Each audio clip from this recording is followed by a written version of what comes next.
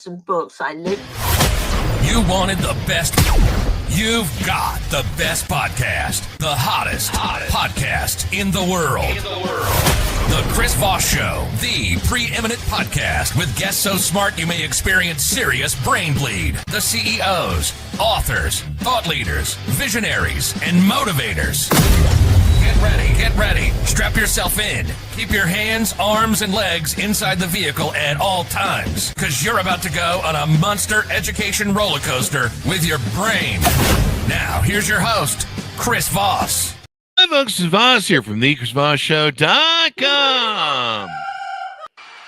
There you go, ladies and gentlemen. Welcome to the show. We certainly appreciate it. As always, the Chris Voss Show is a family that loves you, doesn't judge you, at least not as harshly as your mother-in-law, because she wanted her daughter to marry Bob, and you weren't Bob. And Bob went on to that illustrious career where he became, ultra rich. And she's like, well, you should have married Bob, eh? But get your stepmom on your side or whatever it is. Go to Goodreads. Tell your family and friends to go to Goodreads.com/Chris Voss, LinkedIn.com/Chris Voss. Chris Voss, one on the TikTok and Chris Voss Facebook.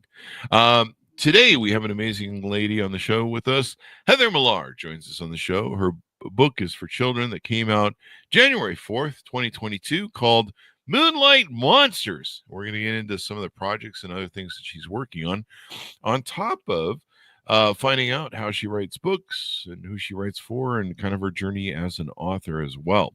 So we're going to get into it with her and her experience and her background. Welcome to the show, Heather. How are you? I'm fine. Thank you for having me on. Thank you for coming. We really appreciate it. Give us your .com. Well, is there any place in the social media or any place you want people to look you up and find out more about you? Well, if they buy the book on Amazon, at the very back is a whole story about me, because I'm 97 and I was 12 when World War II broke out. Oh, wow. And I went to Australia, and the ship that I was going to go on was torpedoed. And I was lucky because I was in a different ship at the last minute. Also, going to San Francisco Harbor from after Pearl Harbor had happened. I left Sydney with my mother, and we went on a ship with gunners on the top deck. And then when we got to San Francisco Harbor, a plane swooped down and the ship swerved because apparently San Francisco Harbor was mined, and we were heading on the HMS, not HMS, the President Coolidge ship, straight for a mine in San Francisco Harbor. Wow. And so then we got on a troop ship to get back to England. And all of this is in the back of Moonlight Monsters. I think there's as much biography as there is story. Yeah, I mean, it sounds like you might have a whole nother book there if you're biography. I have. That's quite harrowing. I mean, no, not. I was just blessed. Yeah. And you just barely missed the ship that was torpedoed. That's wild. Yes, well, we got to Liverpool. I was born in England, and my father's family came from Australia. And that happened because in World War I, Australian soldiers came to England, and my grandmother invited them to her home. And they fell in love with my dad's two sisters. And the whole family moved to Australia. So when World War II happened, they said I should be sent out to Australia. So we got on this train in an air raid and got to Liverpool and got on the ship called the Arandora Star. And about an hour or two later, we were told we were going to be taken off that ship and put on a ship called Samaria. And so halfway across the Atlantic, the captain of the ship told us the Arandora Star had been sunk and there were 11 survivors. And an extraordinary thing happened because years and years later, as an adult and living in America, in Miami, I was meeting a friend, and she said to me, when you go to England, would you get in touch with a friend of mine? And I said, of course. So when I got there, I called up the friend and we had lunch, and she said, what happened to you during the war? World War II. And I told her, she said, my father was one of the 11 survivors who was pushed off by a British officer, pushed off into the Atlantic and survived. Wow. I know. What a small world, huh? What a small world. Exactly. Yeah, this is a book I think you need to Oh, no, put out it's on its own, a standalone. I'm serious. a memoir, perhaps. Anyway. But I mean, there's like people that were supposed to be in the building on 9/11 or on the planes. I think Yes. the famous Hollywood guys he writes all those animated funny shows. He was supposed to be on one of the planes and he missed his flight. There was all sorts of instances like that. But what an interesting twist and turns of fate. Yes. Do you believe in fate? I don't. I don't. I'm an atheist, so I believe that it's just luck.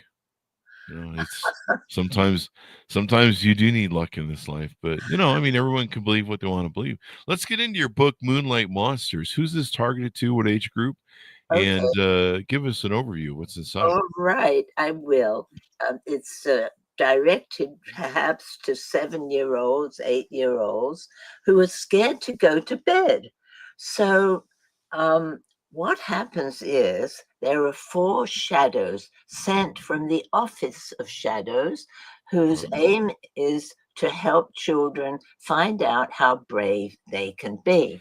So the names of the shadows are Jangles, who's wearing a uniform and lots of medals, and he walks up and down with the medals jangling.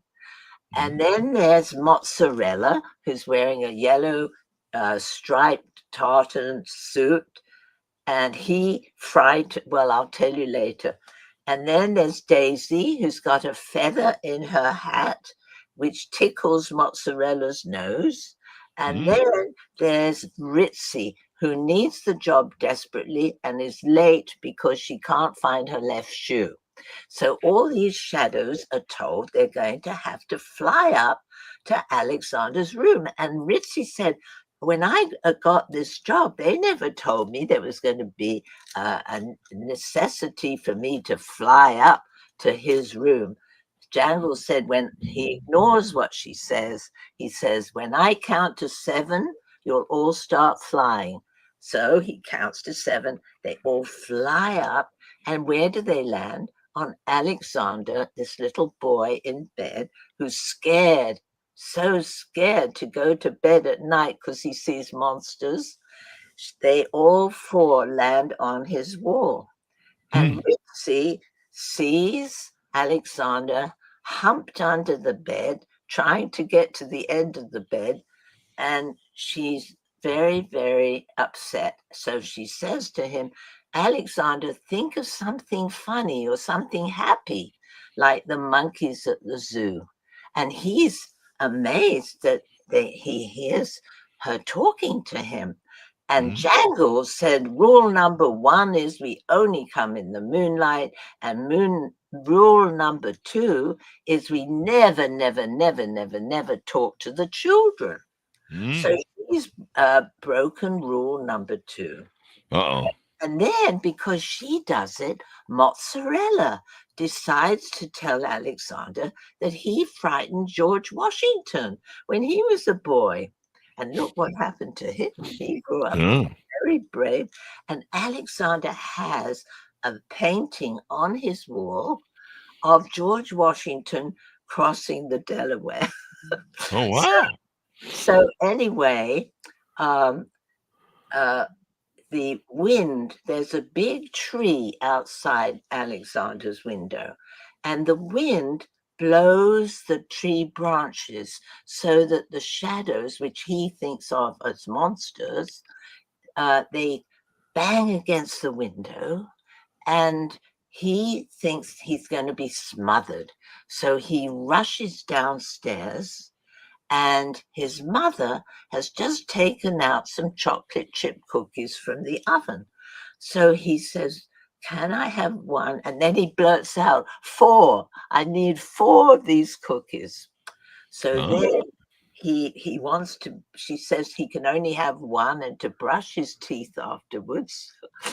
And then he goes up the stairs and he wants so much to bite into this cookie, but he says to himself, "I mustn't."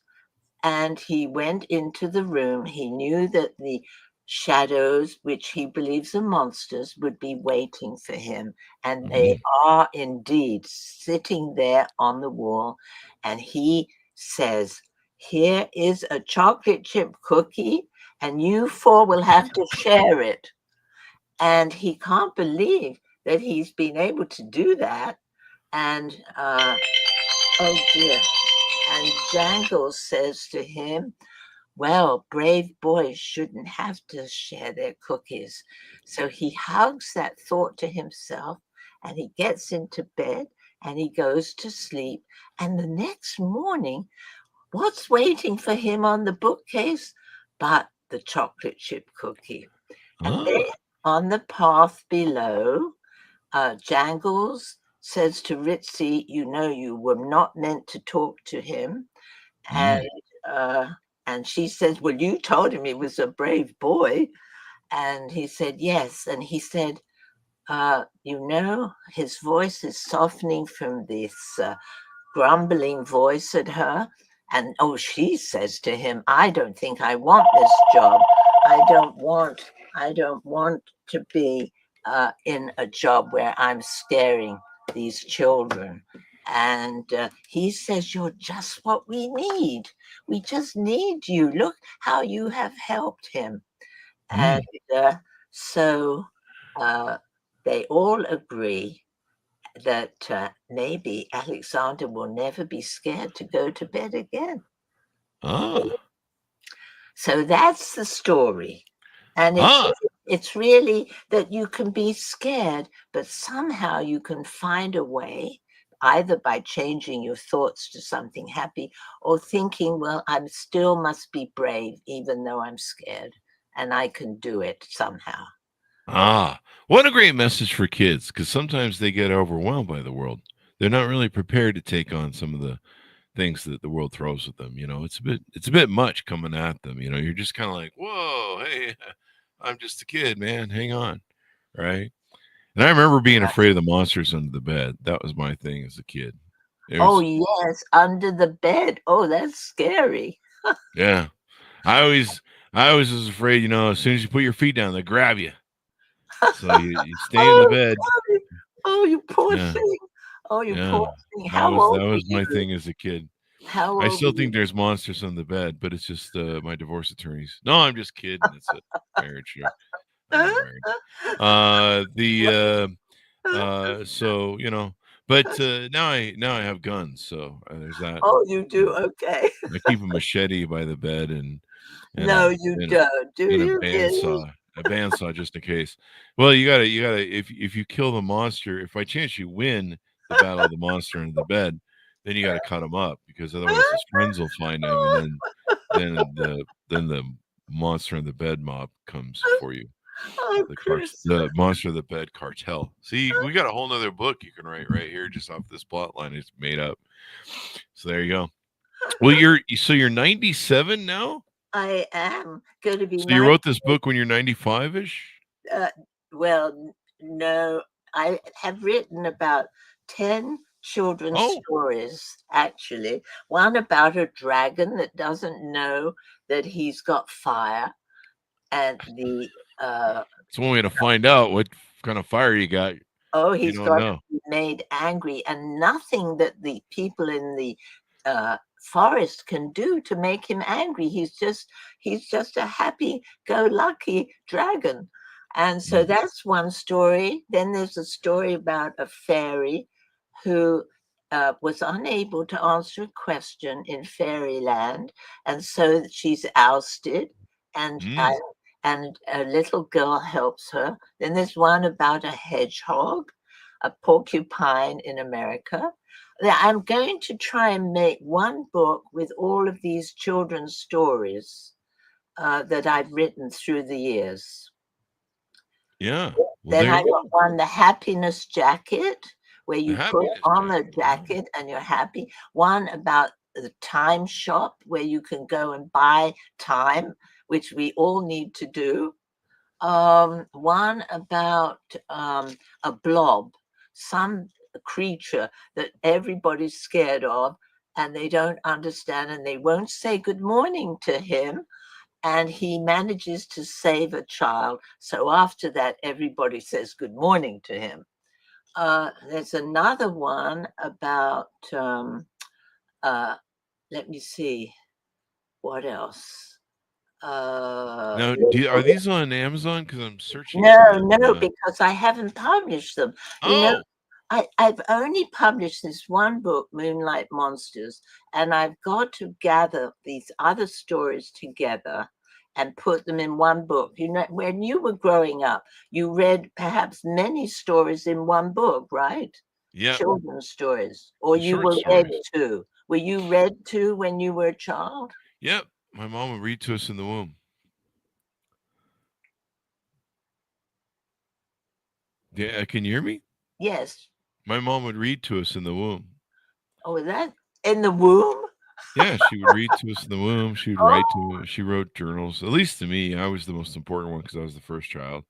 After that, I don't know. I'm not sure. I'm not sure. I don't care what she did because it wasn't me. I think that's wonderful. That's wonderful, Chris. Did she play music to you as well? Yeah, she did. She played music and stuff. She kind of believed that I could hear and experience all this thing, and I believe you can. I believe also you can experience the calmness of the mother and stuff, or the anxiety of the mother. So, yeah. So was this is your first book you published? And yes. If my math is right, in 2022, you would have been 94 or 95. Is that right? Yes. There you go. So, folks, here's the message. It's never too late to write your first book. See, we're inspiring authors now. You know, if people are like, a lot of people are like, I'm too old to write a book. I should have written a book of yours. Yeah, there's always still time. There's still time even for love in your life. My husband died 15 years ago. How'd you kill him? No, I'm just kidding. Was it arsenic and lace, or what was it? It's not over till it's over. That's true. That's what my divorce attorneys under the bed say. It's an opportunity to be positive and look forward to something that you can do that you would enjoy doing. Would you say that's one of the key things in your life that's giving you longevity, or was it drinking and hard drugs? No, I used to smoke cigarettes, and I had to try 3 times to give them up. And so I was always scared to ever try anything else other than what I had given up. So I'm going to die without ever having tried marijuana or anything like that. And my husband was a pathologist. He showed me lungs that were black from smoking cigarettes. So anyway, no, my reason, I think, for long life is, I think, one, that I have been blessed. I also think it's love. I think I've been lucky to have love. And also, I'm happy inside. And I think I'm grateful for everything. And I think the universe is so remarkable. I'm sure you agree. Yeah, it is a remarkable. It can be. I mean, it could be an ugly thing, but the wonderful thing about human beings is our ability to find hope. And I think you find some of that sometimes in gratitude, like you mentioned, right? Absolutely. Being grateful and humble. It's what we have that we have to appreciate, not even think about what we don't have. Yeah. As my friend's wife said, if I had everything, where would I put it? I love that because I hear so many young people today saying, my mom said I could have everything. I don't need to settle. And you're like, yeah, well, no one can really have everything. The fact that you would even accept that as a conclusion is completely delusional. But some people love delusional and lying to themselves. But yeah, if I had everything, where would I put it? That's a good analogy. Yeah. It's being grateful. I have a gratefulness day every Sunday. I celebrate gratefulness day, and I kind of spend the day kind of working on my stuff, but also kind of being aware of how good I have it, how well I have it. Do I have it perfect? No, but you know what? I got some really cool things. I got some people who love me. I got a dog who loves me, and there's a lot of people my age that are their health is breaking down and they're not doing as well maybe. So I don't have any room to complain. I remember I complained once at when I hit 50 on Facebook, and I was like, I was kind of doing a little entertainment rap where I was boohooing and just for entertainment purposes. And I was like, oh God, I'm 50. And someone wrote me and they said, maybe you should just calm down a little bit with complaining about being 50. There's a lot of people who aren't here that would love to have hit 50. And maybe you should just back it off there, buddy. And he was right. I was like, yeah, you got a point there. I probably should appreciate So my life kids a little more. life just began for you when you were 50, right? Yeah, there was a lot that opened up, it seems. I think when people turn 50, they kind of start hitting some new awakenings, maybe. Is that true? You know, I think that with drugs that are helping people combat illnesses and things, that people are going to live much longer. Yeah. And they'll probably even come out with a pill that makes you younger. I would like a pill that makes me younger. I think that's called Viagra, isn't it? No, I'm just kidding. I Those guess. are jokes. So what's your future plans that you're working on? I think we talked in the pre-show about you've got some books you're working on. I still think you need to do a biography. You got some amazing stories there in your life. Thank you. Thank you. Well, Yeah. maybe I'll do something, a memoir or something. But Yeah. no, uh, 2026 is a very important year for America. Yeah. And after the Declaration of Independence in 1776, You were there, right? of course, Yeah. it Joe took Biden. 7 years, Chris, before America was accepted as a sovereign country. I mean, the king had to have an enabling act in parliament to agree that his subjects would no longer be his subjects. Yeah. So, and France and Spain, well, Spain had to accept America. They all knew that America was going to be a great country. And I think, they wondered about that. And so there were a lot of difficulties with boundaries, the navigation of the Mississippi River, and the Loyalists. Benjamin Franklin was very upset with the Loyalists and said, they'd been burning towns, they'd been spies, they'd been helping the British. Mm. And then somebody came along and said, but there were some loyalists who didn't do any of those bad things. So they were able then to resolve that and have in the peace treaty that the states would each be able to help for a year to any reparations or anything to the loyalists. But that it's been a fascinating journey for me, this research. And being an American citizen and having given up my British citizenship, independence is very close to my heart. There you go. Now, were you during World War?